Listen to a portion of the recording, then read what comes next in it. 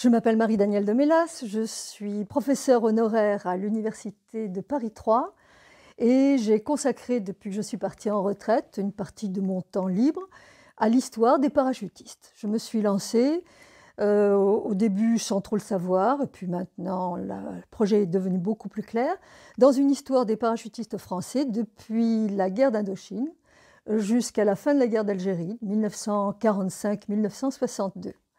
J'ai donc déjà publié un volume, le parachutiste en Indochine, puis le tome 1 de la seconde partie, c'est-à-dire parachutiste en Algérie, de 1954 à 1962. Alors, dans le cas de l'Indochine, j'ai voulu reprendre un peu cette question qui a été très oubliée depuis, qui apparaît très lointaine aux plus jeunes générations, où au sortir de la guerre, et même avant de savoir que la guerre est réellement finie, la France se lance dans une opération qui va l'entraîner à 8 ans de guerre difficile, douloureuse et finalement perdue. Pourquoi ?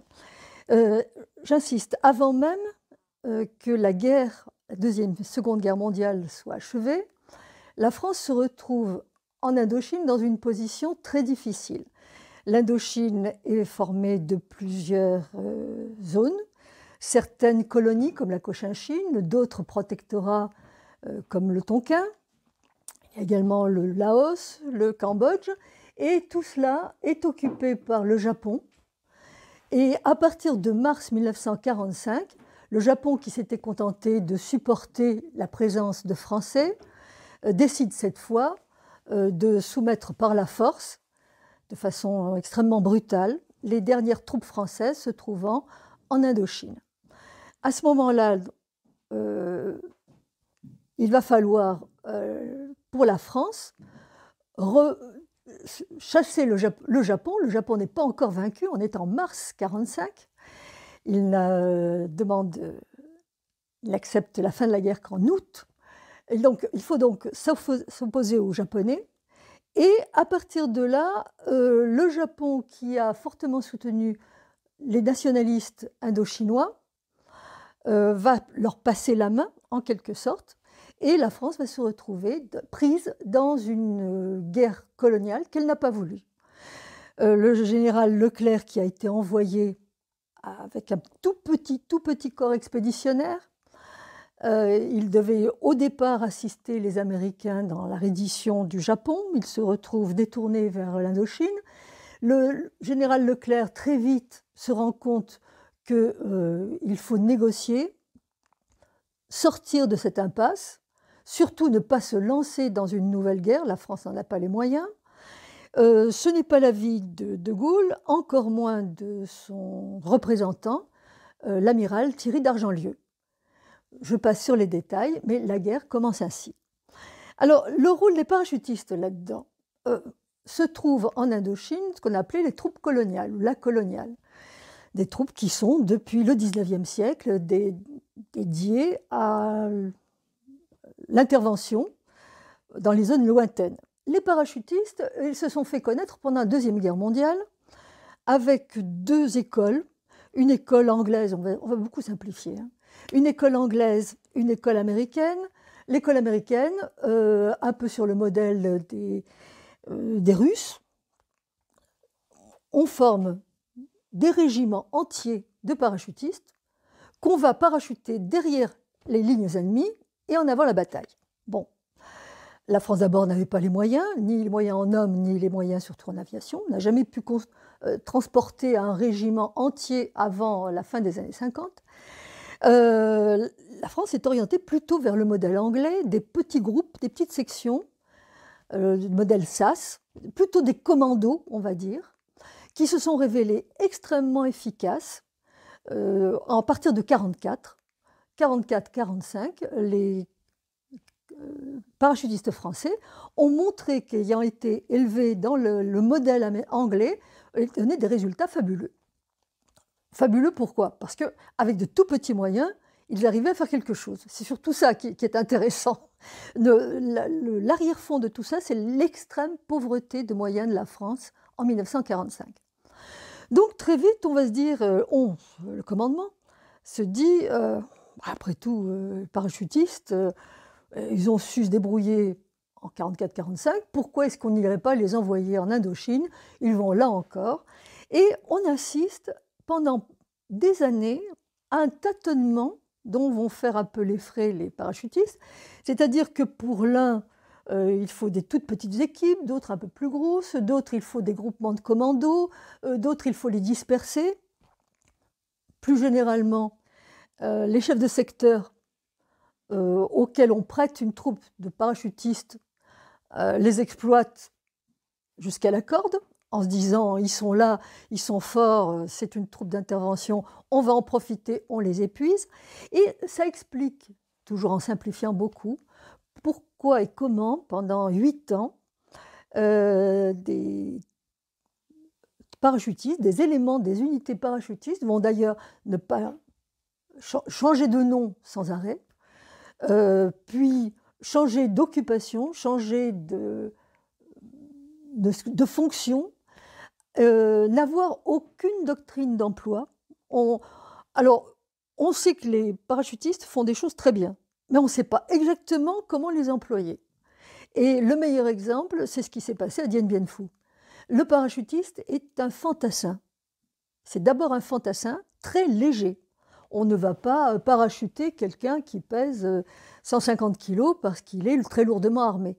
Il a des armes très légères, des armes qui ont une puissance de feu très limitée. Progressivement, on va faire des progrès avec le train parachutiste qui va se montrer capable de larguer des charges beaucoup plus lourdes, mais au début de la guerre d'Indochine, pas du tout. C'est donc des fantassins très légers auxquels on va demander des efforts qui impliqueraient une force, un armement, un équipement beaucoup plus conséquent. À Dien Bien Phu, c'est l'exemple même de ce qu'il ne fallait pas faire. On a envoyé l'essentiel des bataillons, le plus gros des bataillons parachutistes se trouve à Dien Bien Phu, alors que c'est une guerre de siège, et eux sont faits pour l'intervention très rapide, et ils se retirent. Ils ne peuvent pas durer longtemps, ils n'ont pas les moyens de durer longtemps. Ils n'ont pas l'équipement qui va faire pour ça, ils s'épuisent puisqu'on leur demande de donner le meilleur d'eux-mêmes. On ne va pas demander à des hommes pendant des semaines de maintenir un assaut. Or, c'est ce qu'ils vont devoir faire. Vous voyez ? Donc, tout ça pour dire que les parachutistes en Indochine, c'est une histoire qui va devenir mythique parce qu'évidemment, il va y avoir des coups d'éclat, il va y avoir des personnages qui vont s'affirmer, qui devient extrêmement célèbre. Bijard, bien entendu, il devient célèbre au départ, non pas pour une victoire, mais pour une retraite, fort bien menée. Il réussit à sauver ses hommes alors que son bataillon aurait dû être anéanti. Il le sauve, il y perd quand même une centaine d'hommes. Sur un petit bataillon, c'est beaucoup, mais il sauve l'essentiel du bataillon et c'est admirable. Donc tout ça va donner une aura, une légende que vont développer ces auteurs très populaires qui continuent d'être bien vendus. Ce n'est que justice. Bergaud, Muel, Fleury, j'en oublie bien entendu, Lartegui par la suite, qui ont écrit ce que je considère un peu comme nos romans de chevalerie. Ce ne sont pas des livres d'histoire au sens propre du terme, ce ne sont pas des livres qui permettent de comprendre ce qui s'est passé, mais c'est des livres qui vont créer une légende, un mythe. Rajoutons à tout cela que c'est une guerre menée très loin de la France, menée à un moment où la France elle a bien d'autres chats à fouetter, où on s'en moque éperdument, où en outre il y a des campagnes, notamment celles menées par le Parti communiste et la CGT, très hostiles à la guerre d'Indochine, surnommée la sale guerre. Ces jeunes hommes sont isolés, se sentent coupés de la métropole, vivent entre eux, et va se créer une espèce d'amitié, de rapprochement, de camaraderie extrêmement forte. Quand on s'amuse à suivre le destin de ces parachutistes sur une période de 10-15 ans, on se rend compte qu'ils se sont connus quand ils avaient 22-23 ans en Indochine et que 15 ans plus tard, bien, l'amitié et les souffrances partagées en Indochine jouent toujours. On le verra par exemple, pour sauter vraiment beaucoup d'épisodes, pendant la fin de la guerre d'Algérie, où des hommes qui n'apprécient pas du tout l'OAS vont aider des copains qui y sont parce qu'ils se sont connus en Indochine. Ça, c'est des choses qu'on ne dit pas beaucoup, mais il est évident que ça a joué un rôle fondamental pour arriver à ce lien. Autre chose à remarquer, les pertes sont considérables. En France, elles ne suscitent pas d'émotion, parce que les parachutistes, comme toute l'armée française en Indochine, est une armée d'engagés. Donc on dit, ils se sont engagés, ils savaient à quoi ils s'engageaient, ils font la guerre pour de l'argent, c'est des mercenaires, tant pis pour eux, hein, s'ils y perdent des plumes. Alors, ne pas oublier non plus que c'est une armée assez compliquée, qui n'est pas si mercenaire qu'on le croit. D'abord, beaucoup se sont engagés parce que la vie en France, pour un jeune homme, mettons de 19 ans en 1946, il n'y a pas beaucoup de perspectives. Hein. J'insiste, la France est ruinée. Donc, bon, on a envie de se battre. On voit que les aînés ont fait la résistance, on n'a pas pu la faire, on n'a pas pu faire la guerre. On va se prouver qu'on est un homme, on s'engage, on y va. Bon, il y a ça. D'autre part, à partir du moment où le général de Lattre prend le commandement, fin décembre 1950, il va décider de ce qu'on appelait le jaunissement. Il va rappeler que la France a donné son indépendance à l'Indochine. Elle est évidemment sous tutelle, elle ne peut pas faire autrement, elle n'a pas les moyens de mener la vie d'un pays indépendant, mais elle est juridiquement indépendante. Donc, l'armée française se bat pour elle. Le général de Lattre dit, écoutez, vous allez vous battre vous aussi pour votre pays, par conséquent, toute unité française va devoir se comporter 50% de Vietnamiens. Et ces bataillons parachutistes vont être, à partir de 1951, pour moitié composés d'Indochinois.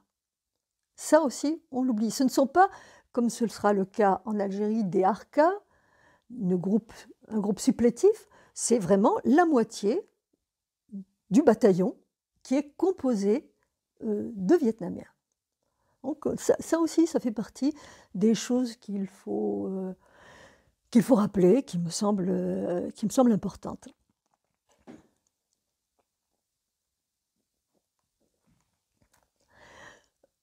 Les grandes opérations, alors comment va-t-on mener la guerre?